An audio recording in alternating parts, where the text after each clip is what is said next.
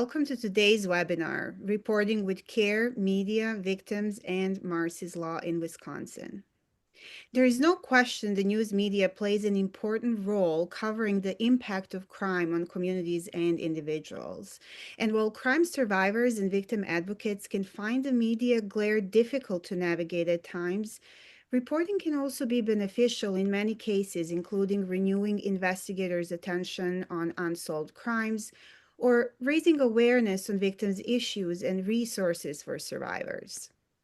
My name is Nela Kalpic, and I am the State Director for Marsy's Law for Wisconsin.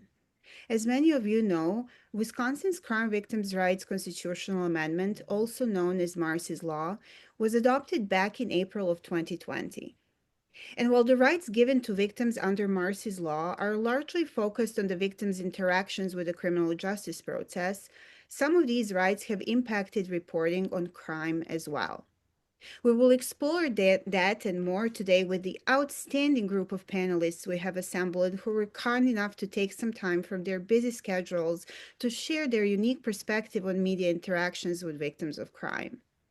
And last year, I was very fortunate to be part of a team put together by the National Center for Victims of Crime, NCVC, to develop a guide to provide best practice for the media when dealing with victims. You should have received a copy of that guide when you registered for the webinar. We will explain how to use the NCVC guide and offer practical tips to protect survivors from unwanted attention and to leverage coverage for positive results. And before we bring in our panelists, I want to turn it over to Michelle Wetterkind from the Wisconsin Broadcasters Association and Beth Bennett from the Wisconsin Newspaper Association for some quick welcoming remarks. Let's start with Michelle. Thank you so much, Nela. The Wisconsin Broadcasters Association is proud to have a membership of 95% of the radio and television stations licensed to the state of Wisconsin, including Wisconsin Public Media. We're grateful to Nela and all of today's presenters for their time and support in sharing with you today. We're honored to be a part of this collaboration in bringing you today's webinar. And on that note, I would like to turn it over to my counterpart at the Wisconsin Newspaper Association. She's also my dear friend, Beth Bennett. Thank you, Michelle. Good morning or good afternoon, everyone. We're really pleased that you're here to join us today for this very, very important webinar. We know how important the work that you do is for the victims and the survivors, and it's important that we immerse ourselves in these best practices that have been prepared for us as we move through our work with covering crime victims. So on behalf of the Wisconsin Newspaper Association and its board of directors, I want to thank you for joining us and also thank the Broadcasters Association for co-sponsoring and for all of the speakers that have joined us today. Thank you. Both. Thank you both. We really appreciate the work you and your teams have done to make today's webinar possible. We're very grateful. And I would just like to give a quick reminder to our audience. If you have any questions, please feel free to drop them into Q&A, and I will do my best to address those as we are having this conversation. And with that, to get this conversation started, I will briefly introduce each panelist and then get right into questions. With us today are Renee Williams, the Executive Director of the National Center for Victims of Crime, Leigh Mills, an anchor and reporter with WMTV in Madison, Kim Goldman, a victim advocate, podcast host, and book author, and Ashley Lutheran, a reporter and deputy investigations editor with the Milwaukee journal Sentinel. So let's begin with grounding ourselves in the national perspective, the why behind this conversation. Renee, tell us a little bit about NCVC and why you thought it was important enough to put together a guide for journalists on dealing with victims of crime, and how did you approach that task? Sure. So it's interesting because we were actually founded by one of the families whose story really took America by storm and the media by storm. And that was the case of Sonny von Bulow. And our entire founding was done because her children were treated so poorly in the media, and Sunny herself was victim blamed so often in the media that her kids really wanted to make sure that no other victim lived through that. So our roots in trying to help victims through the media go all the way back to our founding in 1985. And in fact, in 1990, we released the first of these resources, these guides for media in how to interact with crime victims. But then we kind of put that on a back shelf and we got distracted by a whole bunch of other things. And I believe it was 2022, Kim invited me to an event called CrimeCon. And for those of you who have not experienced CrimeCon, it's exactly what it sounds like. It is a con for true crime aficionados. And we went and I found this incredible community of people who loved true crime, but also wanted to help victims and wanted to believe in victims, but they needed a lot of guidance, a lot of guidance. And in that first CrimeCon, I got to speak to a lot of podcast producers about how they were approaching crime victims and what they were doing. And it was all wrong. It was all completely wrong. But I sensed that they were willing to do it correctly. So I came back to my team and I said, we've got to put this together. It's got to be, our 1990 guide 2.0 and make it for true crime content creators, YouTubers, podcasters, anyone you can think of. And so we started with that. And we actually started by interviewing reporters that we have a lot of respect for and that we know handle these things correctly. And the surprising thing was we were hearing from them, well, we're not trained on this either.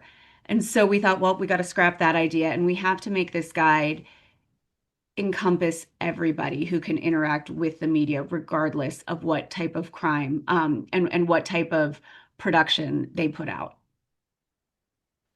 Well, that I think gives a very important context to conversation that we're going to have today. So thank you so much for sharing that and really showing how I would say maybe standards of care in journalism impact victims' experiences. So what would you say? What are some of the most important pieces of advice for journalists that are included in the guide? I think we try to weave it throughout the guide, and it's not necessarily one piece of advice, it's an overarching theme. And we start the guide with one of our quotes from 90 again, and it's far too often the emotional trauma suffered by victims is intensified by inappropriate media coverage.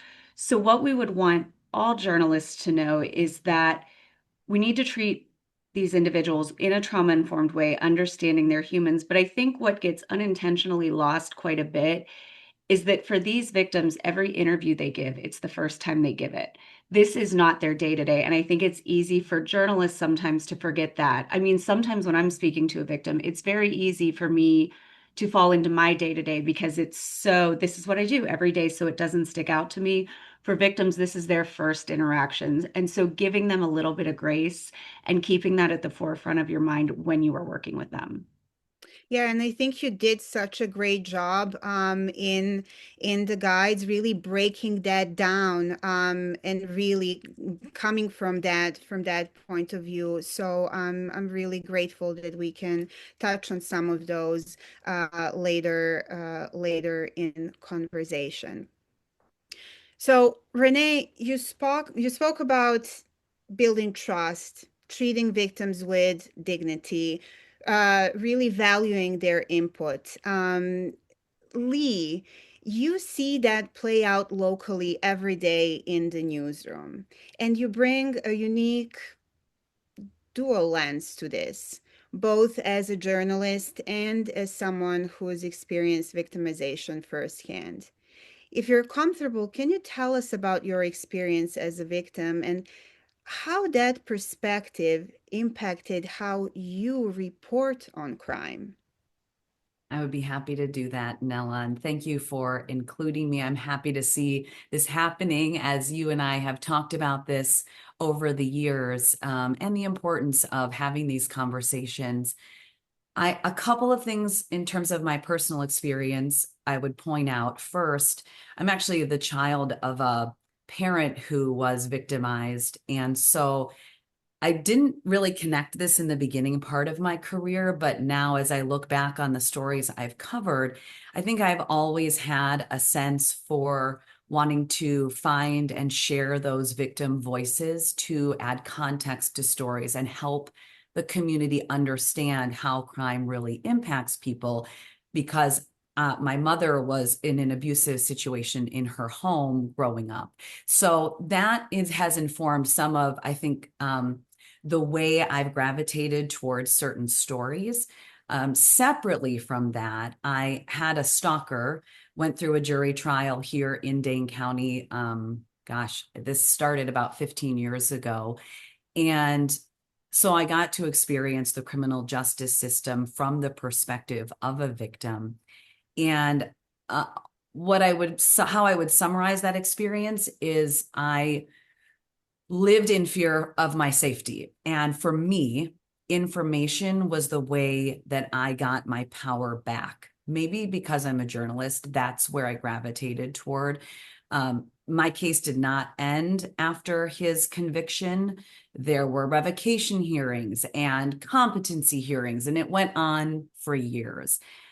My main priority was always my safety as I put my victim hat on. Like, that's how I felt.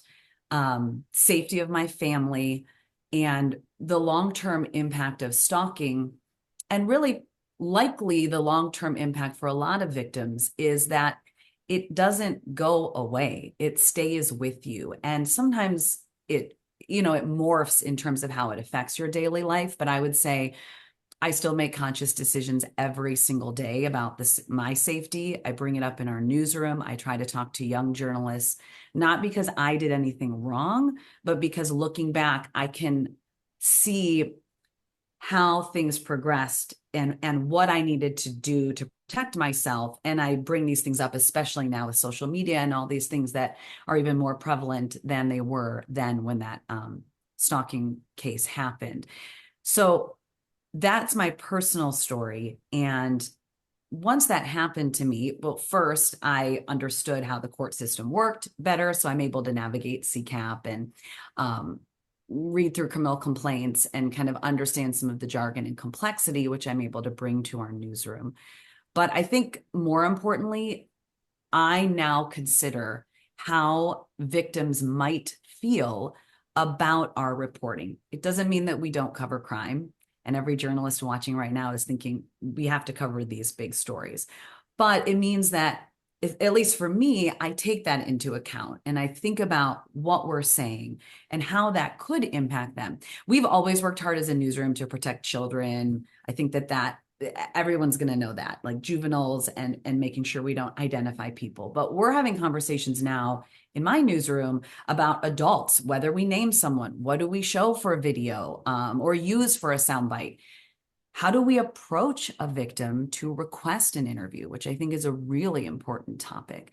I have two examples in mind that I think will maybe help for some of the journalists out there. One is a fatal car crash. Doesn't matter where it happened, but what I would say about that is, and this happened, both of these examples in the last year, we got video of the scene. It was on a busy street. Traffic was impacted for many people who came across that crash. We reported on it. We used the scene video. Because I have contacts in the DA's office and the victim witness unit, because I'm a victim, I had a conversation after the fact with someone who asked me, why did you have to show video of the scene? And my response, like any journalist, it affected the public. We needed to show the severity of the situation, the extent of the damage, so that viewers can understand why the road was shut down for 2 hours. But this person said, what if the family was watching and knew their family member's vehicle?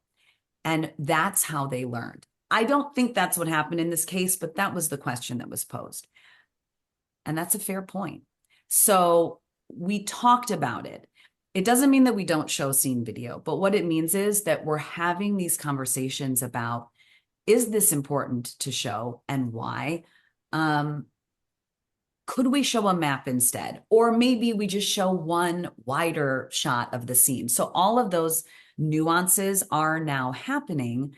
And in that case, it was because of that conversation I had. And I would encourage journalists to really have open communication with people who work with victims, because I would have never received that feedback just as a journalist in my newsroom, but because I had been in that victim witness unit and knew this specific person, we were able to talk about these details, and that makes our coverage better going forward. So gaining the trust of people who work with victims so they know that you really want to give them a voice when they're ready, has opened a lot of doors for me. The other example I would give is the ALCS shooting. So that was the school here in Madison, the school shooting in December. We had to cover that story. It wasn't about sensationalizing it, or it was emotional because of the details of what happened in our community. We had families, of course, who were frightened about their children and their safety. I am really proud of how our newsroom handled that day. We heard, because national media was here, how that is different than local journalists. And I feel really proud of local journalists. And I can only speak for my newsroom, but I feel like local journalism does handle it differently. And this umbrella term of media is maybe unfair for local journalists. What I would say about that, and what we specifically did in our newsroom, is that we did not stake out victims' homes. We didn't figure out who was involved and go and wait to grab them. There were some national media outlets that did that. We reached out to the people we knew, we put in requests for interviews, and we followed up. So the day of was really more reporting on what was happening and what we were seeing in the field. But those victim stories came out. It's just that it took a while. So that is hard for a day of reporter. And I get it if that's who you are, and you're watching and you have to have a story and you have to make slot, but you can't do that while pressuring victims and creating a situation that's really not an authentic version of what they experienced. So you've got to find a different avenue on that day if your victim story isn't coming together. We made it clear that we wanted to share their voices and experiences so that the community could understand. And I had the privilege of sharing two of these stories, one in March and one in October. And these were the two students who were the most critically injured in the shooting. And I think being victim-centered in our reporting and putting out the request and talking multiple times about what we would discuss. I even was able to say, are there topics you don't want to talk about? And the shooter was one. And I said, that's fine. That can be off limits. And I respected that. And I didn't ask about it when the mic was on and the camera was rolling. So I think those things, those efforts make people realize that you're trusted and that you can represent their story accurately. And it does help the community at large understand what they went through. And in the case of the most recent story I shared, his name is Sammy, I was able to share the GoFundMe and it raised $200,000. So I know victim advocates on here understand, like, there are positive things that come out of understanding a victim's story too. But, I think it's just really important that as a journalist, you approach that ask delicately and take time. Yeah, I really appreciate how you talk about relationships and how that plays into that reporting, and not forgetting that you are working with people, right? And balancing the public's right to know and their right to be informed. Was there anything in NCVC guide that kind of stood out to you, because they did kind of cover those aspects on reporting? I will say, when I was going through it, I was happy that a lot of it reinforced what I'm already doing or what we're trying to make happen in the newsroom as we have these conversations with reporters who may not have the same amount of experience. So what I would flag, the no timeline for trauma, which is right on that first page, page 4, that just jumps out at me because it makes me think about these victim stories, that you're not always going to get the victim voice the day that something is happening. And it might take months. And in that one example I gave, it took 10 months, but it was worth the wait. But I think chapter 2 is really important, talking about boundaries, not showing up at someone's home, messaging someone and being sympathetic. If they decline, simple thank you. I'm here if you ever want to talk. I do that often. I had a conversation with someone yesterday that was exactly that. I'll email you. When you're ready, you reach out. I do that all the time. And then, but again, I do recognize that I'm anchoring newscasts. I'm not out there day of reporting. That does present different challenges. So you have to be creative in the way you tell a story on that first day as you wait for some of those victim voices to come through. I think page 11 also, in terms of interviewing, the information ahead of time, journalists do get nervous about sharing questions. I don't email a list of questions. That's not what I'm saying should be done. But I think having conversations about, well, here's what I'd like to talk about. I always say, what is going to be important to you? Because when you get back to the station and you're looking through everything, and in some of these cases, I'll have an interview that's an hour to put together it'll be longer because I can't do a 2-minute package, which is a running joke in my newsroom. And I think that my former news director is on this call, so she's probably chuckling, because I've advocated for long stories multiple times because I want them to be accurately showing that victim story. But we talk about what do you want it to be about? What do I see as the journalist kind of from the outside? And I really try to make sure that the story gives the information that I think our community who's not connected needs to know, while also weaving in what I know that victim who was brave enough to share his or her story wants to be included, because that's their representation of what they experienced, if that makes sense. So I think that's a really good section. And then I think chapter 4, I want to point out, and I'm sorry, Nela, because now I'm going over the anniversary section. Because I mentioned ALCS, this has come up, and we have been in contact with DOJ's OSS, and I'm sure there are other newsrooms who are working on coverage related to that day. And it has been brought up that doing pieces 1 year after a crime can be re-traumatizing. And so I would just flag that you look at that, because what we're doing in our newsroom is having conversations about how do we want to cover that, and asking whether what we're thinking about doing would be re-traumatizing, because we don't want to do that. So I would flag that section as well, but I think there's a lot of good information in here. Yeah, well, I think that my biggest challenge today is to keep us running on time, because this is such an important conversation, and I know everyone has a lot to say. And with that, I would really love, thank you, Leigh, so much. I would really love to hear how this resonates with you, Kim.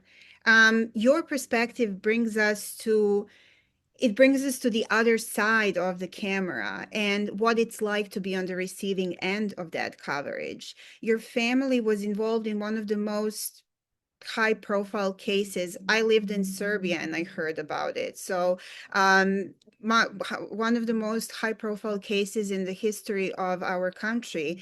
So can you tell us about that experience and the impact of all the media attention your brother Ron's murder received?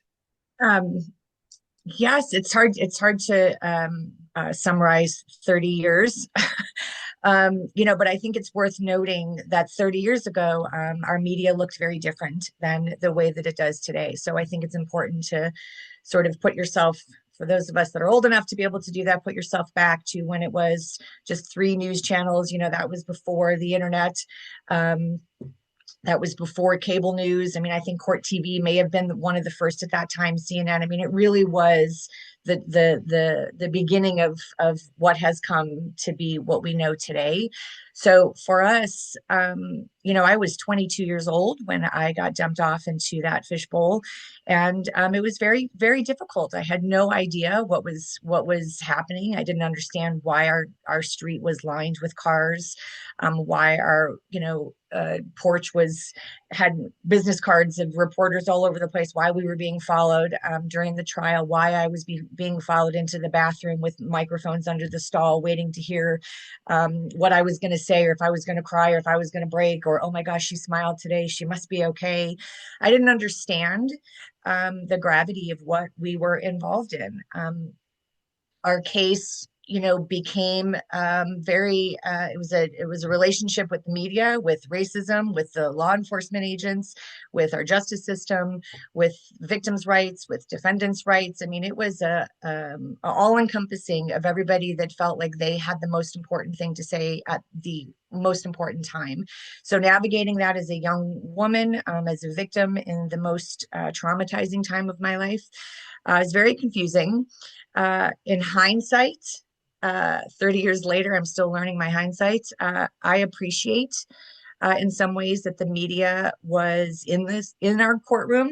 It allowed people to see what goes on inside the courtroom. It allowed people to see firsthand what victims go through, shed some insight on domestic violence. It talked a lot about victims' rights in general, defendants' rights, like I said. So, and it also gave the public an opportunity to make decisions for themselves, because despite Leigh, who I appreciate how honest you've been this whole time, our journalists back then didn't always represent exactly what was going on in the courtroom. There were, it was at that time, it was everybody's perception. And so then you would come out of the courtroom and then you'd have to listen to 10 different versions and try to find some variance of the truth in there.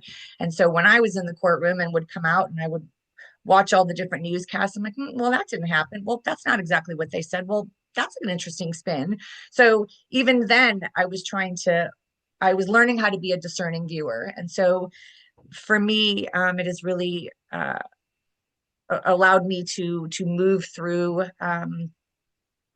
victims' rights and again, high profile cases, being part of the media and really learning how to shape it in a way that can be helpful to the consumer, and also to be protective of those of us that are in traumatic moments in our lives. So that's a lot of word salad right there. No, but it is such an important reminder of how media coverage can and does come at real cost. So thank you for naming that so openly, Kim. Can you share an example of when media, and I know you touched upon that a little bit, but maybe a specific example when media coverage felt especially painful or intrusive for your family, and when the approach taken by reporters made things, I guess, harder instead of helping? Well, I want to go back again to what Leigh was saying. I appreciate, and I hope she's not an anomaly in this. I appreciate the care and the respect that was taken, that is taken. Now, maybe we're doing a good job, but back then it was really, reporters stalking us, sitting out on our driveway, waiting with a microphone, always in my face. How do you feel? What do you feel out now? What do you think about that? It was a constant barrage of questions and staring. And I was confused, because then I felt like I had to be stoic all the time, because if I shed a tear, that meant something. Again, if I smiled, that meant something. If I was whispering, that meant something. I had no, and we shared a floor in our court with all the media. So I had nowhere to go except where all the media was. And so again, because if I went into the bathroom, they came right in there with me. So it was very difficult to find a place where I could have a moment of peace and a moment of privacy. All that to say is that there were lots of journalists that I also found some comfort in and some solace in, who were very sweet and comforting and made me feel safe. But I had a journalist, loosely referred to as a journalist, who lied her way into my home. She drove up in front of my street and said that her car broke down, and she needed help. And this is before cell phones, or the brick cell phones. She knocked on our door and she asked if she could come in. I said, "Oh my gosh, of course, please, my gosh, use the phone, come in." And it turned out that she was a reporter for a cable news show at that time, and that was her way to make entry into the house. I didn't know. I probably would still fall for that, because I'm a trusting, loving, kind person, and I don't believe that people have ill intentions. But I mean, it's been 30 years. There's been lots of people that have been awful, and there's lots of people that have been truly wonderful. We spoke so many times and I never heard that. That's heartbreaking, but it really also, it's just striking to me how much difference really empathy makes, and it really gives that distinction that what is at heart of this conversation, which is people, right? So thank you for that perspective. Um, Ashley, I would like to stay with this theme of care and responsibility for a moment. And I know that I don't mean to speak for you, but I would say you often really are reporting from within that tension, right? Like balancing interest and survivor care. And you report a lot on the organizations providing services to survivors. Can you tell us about that and how that impacts your interaction with crime victims? Sure. I know we'll talk about broader questions too, but I just appreciate this discussion. And just to echo, especially what Leigh was saying earlier, so much of the guidance is around just taking that brief moment to pause and think about what you're reporting, how you're approaching someone, and why, and what your ultimate goal is, who is served, and for what purpose. I think that's really important to keep in mind.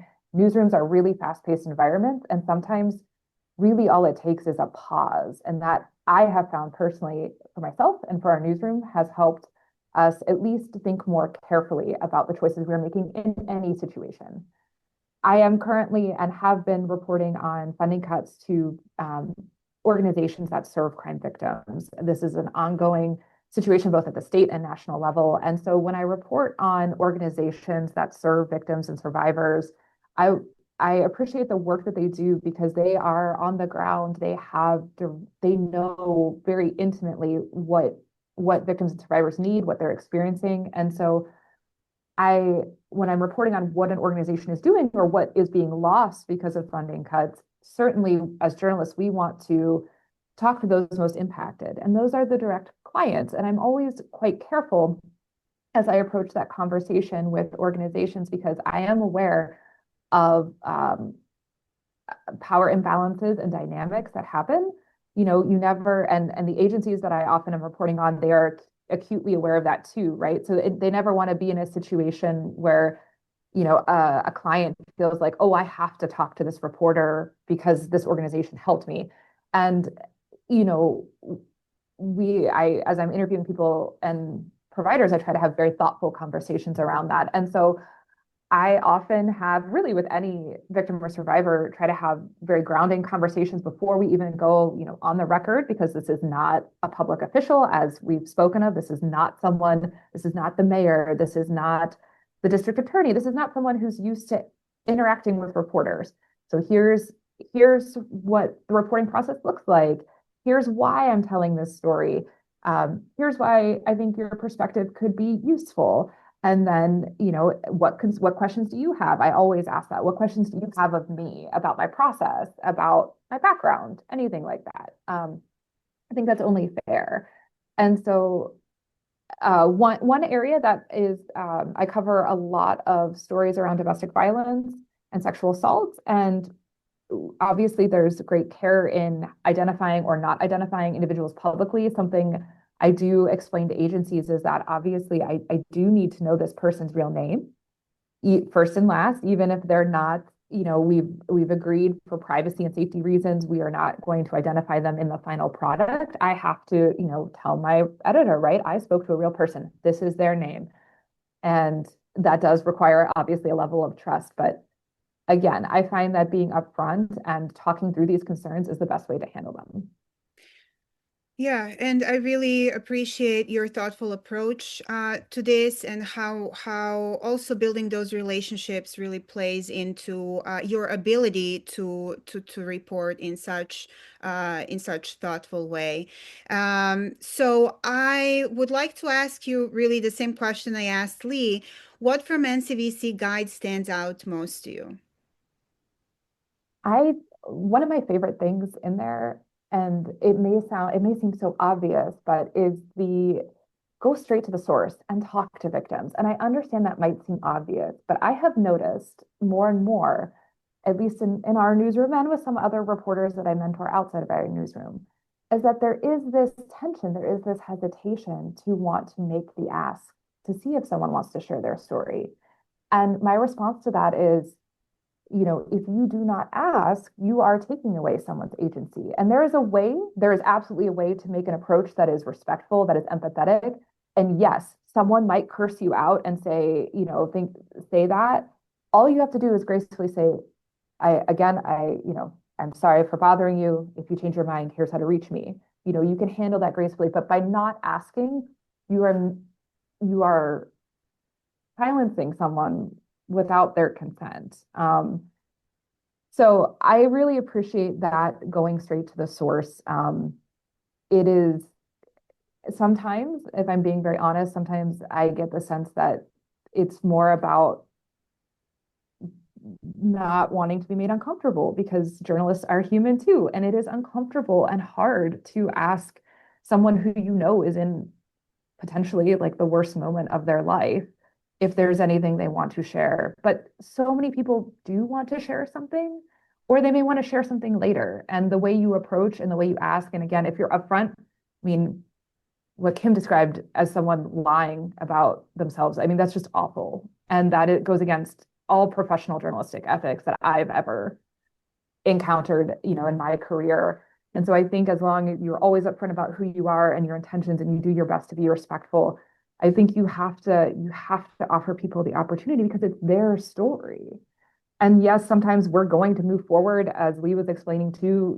There are things that affect the broader public. There are things that are around accountability that are important to share that story.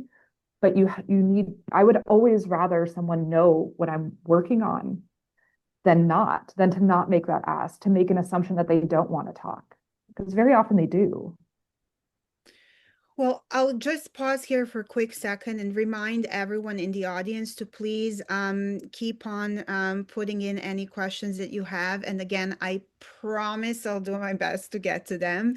But reflecting on what you just talked about, Ashley, and really also Kim and Renee and Leigh. Renee, what the NCVC guide really talks about reporters being trauma informed, and we heard a little bit about what that looks like from, both sides. Tell us more about what that means and looks like in your experience, and with recommendations that you have in the guide. Sure. And I think this is also important to know that NCVC produced a second guide that was for victims dealing with the media. And so some of that is giving them tips on what to look for journalists who are trauma informed, and how they can approach these journalists. Because like Ashley pointed out, we support victims who want to speak to the media. We also support victims who don't want to speak to the media, but I am a huge advocate of working with the media, because there are so many benefits to it. There are a lot of downfalls, but especially when you are trying to correct a narrative, when you have a victim who is being victim blamed, when you have a missing victim, there are incredible ways that the media can be utilized for good. An example I'm thinking of is the most recent Hulu series, What Happened in Apartment 3B. That was a Philadelphia young woman who was likely, and I'm not saying she was, I don't know, I don't want to be sued for defamation. We believe she was probably strangled by her boyfriend, but it was ruled a suicide. Her family has been able to take the media by talking to them and get that case looked at again 12 years later. So we want victims to also be comfortable working with the media and know what it looks like to have a good interaction. And so to actually get to your question, Nela, because I very gracefully avoided it at first, one of the things, and I think this is the biggest thing, and there are kind of two principal rules to this for reporters. We're not asking you to tell a story differently. We're not asking you to interview differently or get somebody differently. But what we would ask is that when you are actually having that interaction, be honest about what you can do and be transparent. A lot like Ashley and Leigh have already said, tell them what you are trying to do with your story. Don't make promises. In that other victims guide, we put tips and suggestions for things to ask. But we also put the note, sometimes reporters won't be able to do that. We can't account for every single person's editor. So if a victim is asking you that, don't make a promise you can't keep. Just be honest. And if that's enough to make them say, you know what, I don't want to do this interview anymore, then that is what it is. But just always be very honest and very transparent about what your own limitations are. Those are some great reflections, Renee. Thank you. Marsy's Law Marsy's Law was adopted in 2020 here in Wisconsin, and it includes some strong rights for victims, including the right to privacy. What change have you seen? And this is a question for Leigh and Ashley. What changes have you seen in reporting practices since Marsy's Law went into effect?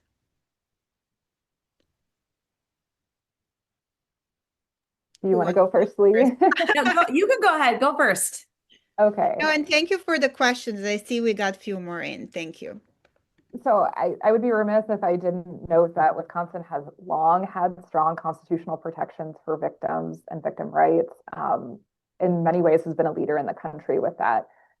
I think in some ways, as far as the reporting practices, I'm really proud that at the Journal Sentinel, there has been a lot of ongoing training around trauma-informed reporting and, sensitivity towards victims.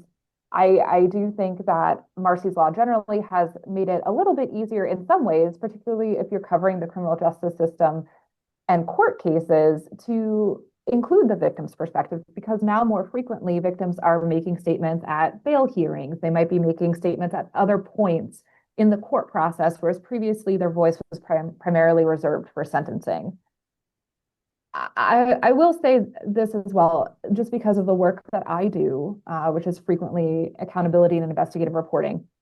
It has, in some ways, it has made reporting harder. I think public agencies understandably take Marsy's Law very seriously. They are often defaulting to non-release of records, whole cloth, like blanket denials. So, for someone like me who investigates how the police investigate sexual assaults, how police investigate domestic violence, if policies are being followed, it's really hard to do that without the records.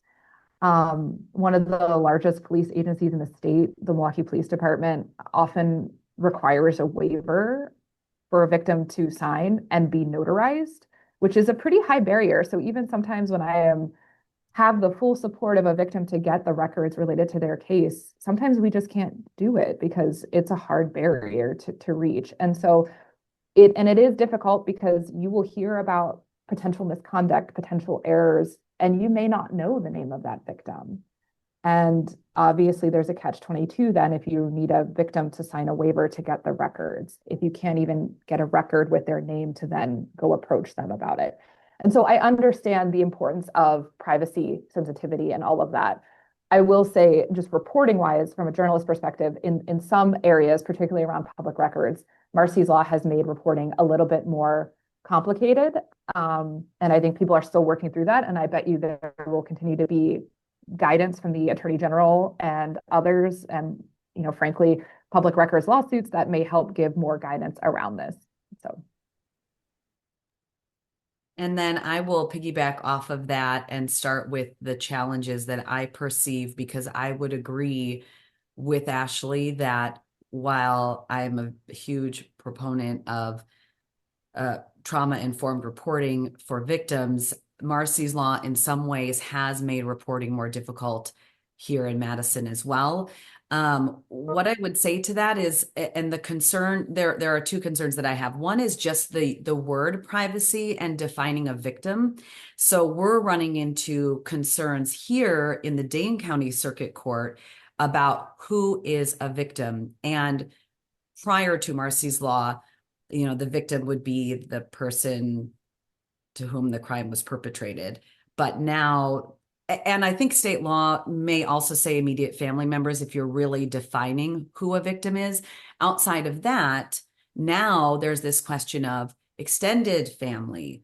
Could it be anyone in the gallery? And what has happened specifically in Dane County Court, and I know the WBA is aware of this, but I want to bring it up in the event that this is going to be kind of looked at as a model in other circuit courts. The judges here have redone their cameras in the courtroom policy. Specifically, it was like a couple paragraphs for more than 20 years, and now it's more than a page. And there's a clause in there that says, absent the judicial officer's permission, still photography, video, or audio recording of jurors, Well, that's fine. We've never shown jurors.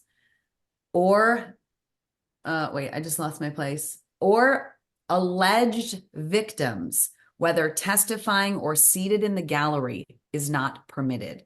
So to your point, Ashley, about being able to incorporate victims' voices, this is a huge barrier because now we can't record any alleged victims or anything they say without approval from the judge. And so what we're seeing, and I have a couple notes here because I talked to one of my colleagues who, because I'm not going to the courtroom every day like I used to when I was a general assignment reporter, but he said when we put in the request for cameras in the courtroom, sometimes it's just granted. Sometimes it's granted with these stipulations. And in one instance, there was a caveat of no video or audio of victim testimony and no civilian testimony, which is totally new and concerning as a journalist.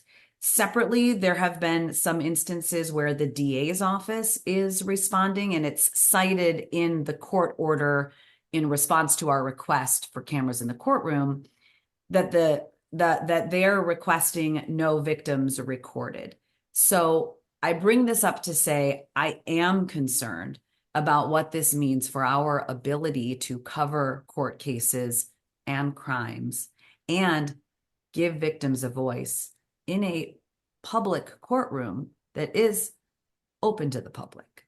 Anyone can go in there and listen to anything that's happening. When I was a victim and going through the court process, I still am a victim, I guess, but when I was in the court proceedings, I was aware that reporters could be in there. And did I feel really comfortable with that? Of course not.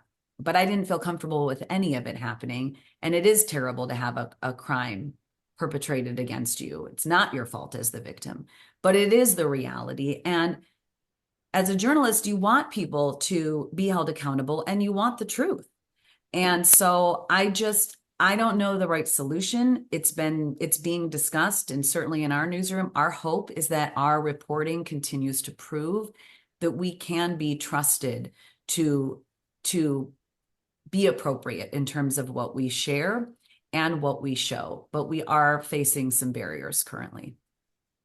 Well, I'm just really grateful for the perspective that you just brought up. And I hope that our conversation today is kind of taking us even further in that direction, because navigating the sometimes competing rights of the public and media to have access to information and victims' rights to privacy is something that I know many jurisdictions are still working through well over 5 years after Marsy's law implementation. So finding the right balance is something we hope we can see as we learn to respect both important rights and what you talked about.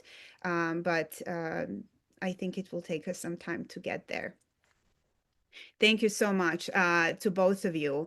Kim, you talked about a time when coverage was painful for your family. Can you think of an instance where a journalist handled things with care, where you felt seen and respected in how your story was told? Yes, there's tons of instances where I could highlight where we were treated with respect and sensitivity. And again, we're spanning 30 years, so me and my feeble menopausal brain probably can't get to all of them, but I definitely have learned how to navigate this process with a little bit more grace and sophistication than I did when I was a young woman. But I think for me, what's probably a little bit more important to highlight is what you just said about the balance and the rub between protecting victims' rights, the public's right to know, which often means that there is this insatiable appetite to be able to have to know everything. And I think that's where it's a little tricky that, what comes first, who comes first, and how do we proceed through that process with a level of kindness and compassion and a level of insight that allows the public to have knowledge about things that are impacting their community, because again, it doesn't necessarily impact them directly. It's the community at large. It's maybe our public safety. But for me as a victim, I feel like I need to have a seat at the table in those conversations. While there are people that are making decisions about whether or not I should be able to be recorded in a courtroom, or, from the witness stand or afterwards, like I feel like I want to be part of that conversation. I don't want someone to decide for me whether or not I should or shouldn't be having a conversation. So I understand that this is a lot of debate, which I think is really healthy, because I hope that it gets us to a place where we're taking everything into consideration. I don't think that there's going to be a one size fits all, as we all just talked about here in 50 minutes. So I think for me, the takeaway is, know what your intention is, both as a victim who is wanting and ready to speak, what the intention is and the motivation behind the journalist, about what kind of story that you want to tell. And then as the viewer and the consumer is, what are you wanting to get out of this interaction between a victim and a journalist? And so those are three very different pillars that I think are really healthy for us to be having that conversation, because it isn't going to be the same for all three. And I don't have the answer. That's why the guide is a guide, because I think it helps us kind of navigate these murky waters in a way that gives the victim their voice, which is what we want. And sometimes we don't want to use it, and sometimes we need the media to be able to shout it from a rooftop. So my request would be to be patient with us as we kind of figure that out, because on Tuesday it's going to be, I want to shout from the rooftop, and on Wednesday at the same time, 24 hours later, I don't want anybody reaching out to me, and I don't want to talk to anybody. And that's the beauty of grace, and that's the beauty of grief. So I would just ask for some patience and flexibility, and to be honest about your intention. And hopefully we can, navigate these waters in a kinder, more compassionate way. You know what I'm really grateful for? I'm really grateful that it sounds to me like we're all on the same page here, even with all these complexities that we have to navigate around. So again, I'm very grateful and thankful to all of you for sharing your perspectives today. I will ask one more time for the audience, if you have any additional questions, please put them in Q&A, and I will start, and I'm not sure how much time we will have for more than one question, but the first one here is from Vivian, and it is for Leigh. And I will read it out. Leigh, what is your advice as far as finding victims and how to initially approach making contact with people? In some cases, it's easy to find people through social media or GoFundMes, but in cases where you're unable to identify a victim, how do you go about trying to make that initial contact? That is a really good question, and I'm trying to think of my experience. I typically end up connecting with victims because of people I know in the community.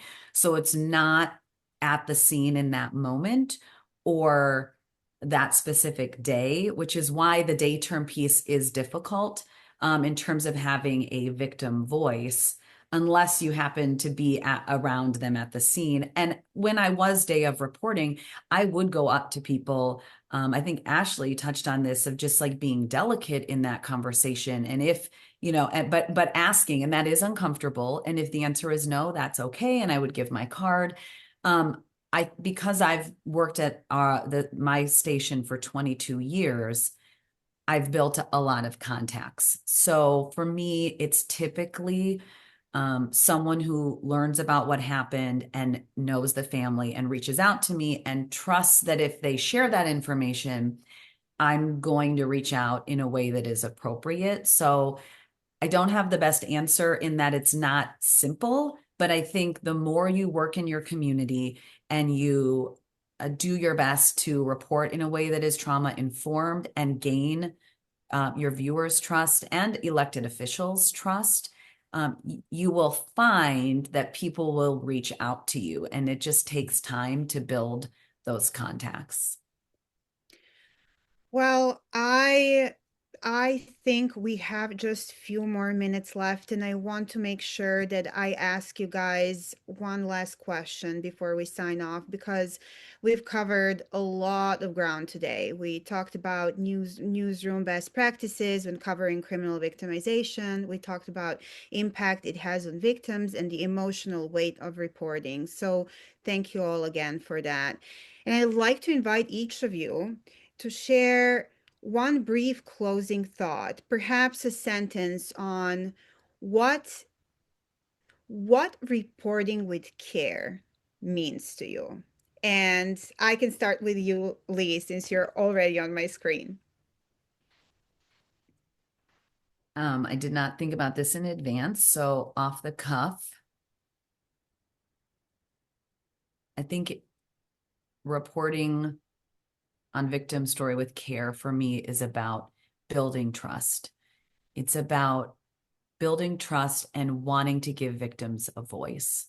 And when you approach victims respectfully and with care, and you're not rushing their story, you do such a service for them and the public. And ultimately, as journalists, we're here for the public. We serve the public. And so my short answer is, I think about building trust and giving victims a voice. Thanks, Leigh. Ashley. You know, this is in, I think, the SPJ Code of Ethics. It is a North Star, which is we tell the truth and we try to minimize harm as best we can. And sometimes no story is perfect. There will be mistakes. Something you thought was maybe innocuous in the story will greatly, in retrospect, have hurt someone. And I think it's our job, it's our responsibility to be open to receiving criticism, to hear that feedback, and to be confident in our job and our mission as journalists, which is to tell the truth, to hold power to account, and to minimize the harm where we can to vulnerable people who are sharing their stories. Wonderful. Thank you so much, Ashley. Kim. I would say to be to the journalists to be patient, as I said earlier, and because my needs come first. I mean, I'm understanding the power of the media, but my needs come first in my mind. So my urgency is not to make sure that the deadlines are met and the headlines are there. It's to make sure that I'm in a place where I can control my narrative and I can be in control of my thoughts and my feelings and be able to articulate in a way that represents where I'm at. And so my request would be just to be patient, and respect and relationships go a long way. So when you're patient with me, you're probably going to be the first one I call when I'm ready to speak. Wonderful. Thank you. Thank you, Kim, so much. Renee. And I think a lot of building on what Kim said, victims are not monoliths. They are humans, and each human is different and they will have different needs. And so I'm actually going to twist this a little bit. There is a question in the Q&A that really caught my attention, and I was hoping we'd get a minute to. But the last part of that question is, aren't victims better served by being given the dignity of being named and humanized? And that question really bothered me. I respect the person that asked it and the reason, but the question bothers me. Here's why. No, victims are not better served by being subject to what you think is best for them. Victims are better served by being given the agency to make the decision of what is best for them in that moment. And when you are reporting, that is what you have to keep at the forefront of your mind when working with victims. What you think is best, what you think will best serve them, is not coming from their position. And you have, and I'm sorry to take this down a notch, but you have no right and no business to tell victims what's best for them. It's what's best for them. They know that. And so they're best being served by being treated like humans and being given their own agency. Thank you. Thank you, Renee. I really, we are not a monolith. That is something I always say. So thank you for that. I would say three key themes emerged from today's discussion, right? Empathy as a professional standard, trauma-informed storytelling, and thoughtful reporting that shapes public understanding, honoring the responsibility to tell stories of harm and resilience with care, accuracy, and respect. So, on behalf of Marsy's Law for Wisconsin, the Wisconsin Broadcasters Association, and the Wisconsin Newspaper Association, thank you to our dear panelists today, and thank you all in the audience for being part of this important conversation today. Take care, everyone.